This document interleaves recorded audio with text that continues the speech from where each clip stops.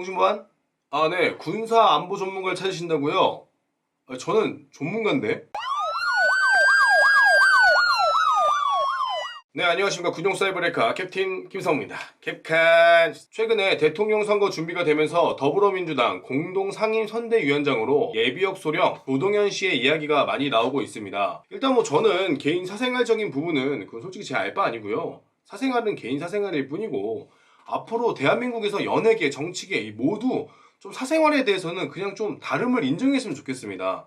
말 그대로 사생활이니까요. 그건 그렇다고 치고 이분께서 안보 전문가, 우주항공 전문가라고 하시는데 그런 걸 또 떠나서요. 이분이 이제 군인으로서 이야기를 한번 해보려고 합니다. 먼저 2004년 육군사관학교 60기 정보병과로 임관하셨는데요. 이 정보병과이다 보니까 소대장을 23사단 수색대대에서 하신 것 같습니다. 이 정보병과는 소대장을 특공이나 수색에서 하는 경우가 많은데요. 그리고 소대장 1년을 하고 아마 인사과장이나 교육장교 또는 작전장교 1년을 마치고 2006년 이라크 자인투 부대로 파병을 가십니다. 중2 때 가신 거고요. 다녀와서 2007년 한미연합사에서 근무하신 걸로 나와 있고, 그리고 2008년 국방어학원 프랑스어 과정을 다녀오셨네요.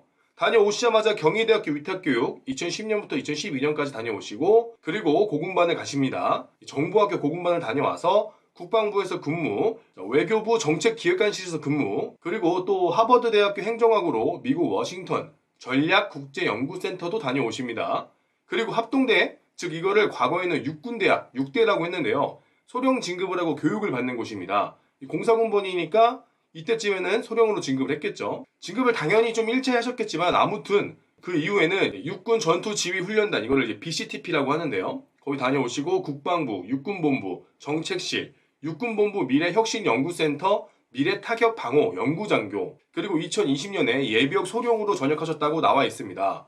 물론 여기 누락된 것도 분명히 있겠죠. 근데 나름 좀 디테일한 것 같습니다. 근데 여기서 문제가 무엇이냐, 조동현 소령님의 커리어를 보고 많은 의구심이 생겼습니다. 물론 육사니까 머리가 좋으니까 위탁교육 간 거 아니냐. 근데 맞습니다. 근데 누가 군생활 17년 중에 야전에서 23사단 간 거를 제외하고 야전생활, 그것도 소대장, 그리고 중위급 참모 한 번을 하고 소령 진급을 하는 사람이 어디 있습니까, 세상에.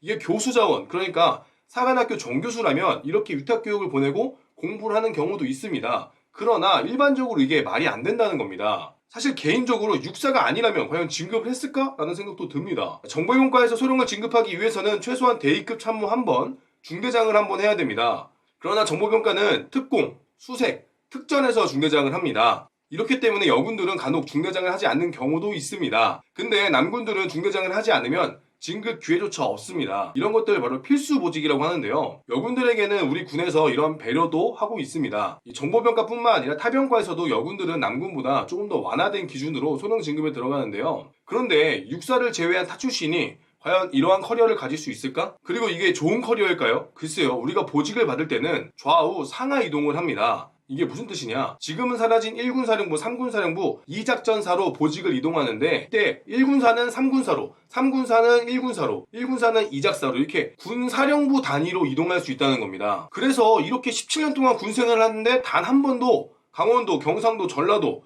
경기 북부를 거치지 않고 맨 국방부, 한미연합사, 육본에서 근무했다는 것은 육사라서? 아니면 여군이라서?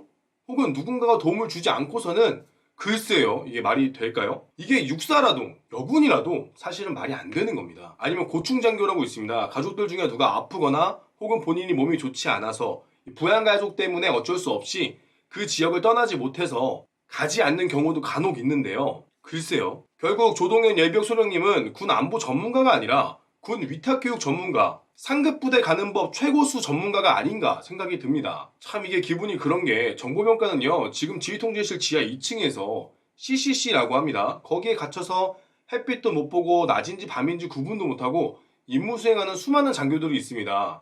그렇게 고생을 했는데도 소령 진급마저 쉽게 안 돼서 좌절하고 힘들게 군생활하는 선후배 장교들이 있습니다. 과연 이러한 사람들이 조동현 예비역 소령님의 군 경력을 보면 어떤 생각이 들까요?